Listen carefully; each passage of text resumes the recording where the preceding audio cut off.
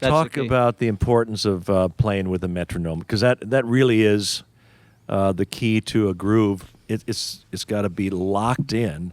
And Tim, you play with a metronome almost all the time, right? You certainly practice with it. You really, in this day and age when a lot of live touring acts and churches and everyone's using click tracks or metronomes in their live performances, it's crucial to be able to play with a click. And working with a metronome at all different tempos, slow, medium, fast.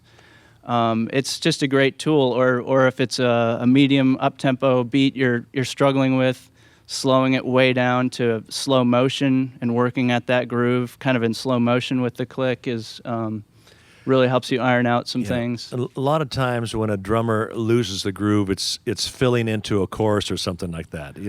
The fill into a chorus, it's always wants to push ahead of the beat. That's right. How do you practice holding back on that? Yeah, I mean that's just time spent with a metronome. There's no substitute. So working on grooves with your metronome, but like you said, working on your fills and your transitions, verses to chorus. These are really practical things. I mean, there's a lot of information out there for drummers on technical stuff, but this is super everyday, practical, meat and potatoes kind of stuff. Just grooves and fills, playing appropriately for a song, and all of that ties in with working with a metronome. Give us an example of the fills.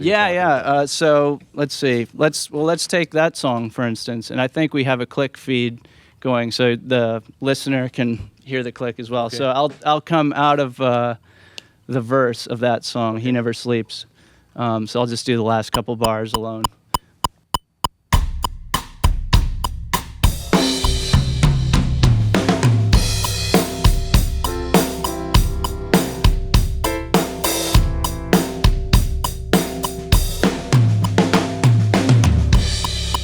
So, I was pretty tight with the click there, hopefully, and that's what you're aiming for. You're aiming for keeping a locked groove.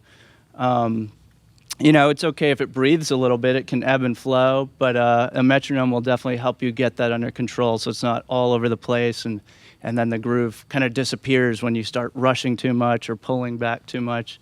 Yeah. That's your goal. In the excitement of a performance, or you get excited in a worship song in your church, the tendency is going to be to rush into the chorus, and things just, when you got 1,000 or 2,000 people out there, the energy level is up, everybody's adrenaline is running a little bit higher, and the tendency is to rush. But a good drummer is going to lock you into that groove with the metronome, and it takes some discipline, but that's right. Yeah, and practice. A great thing about practicing is that in the midst of those circumstances where you're nervous and you're playing in front of a big group or whatever the scenario is, if you've practiced, you've developed some muscle memory, and it's amazing how many times I'll maybe nervous in the middle of a concert or something, and I'll see my muscle memory from having practice kind of kick in, and it's like, oh wow, I'm glad I worked on that.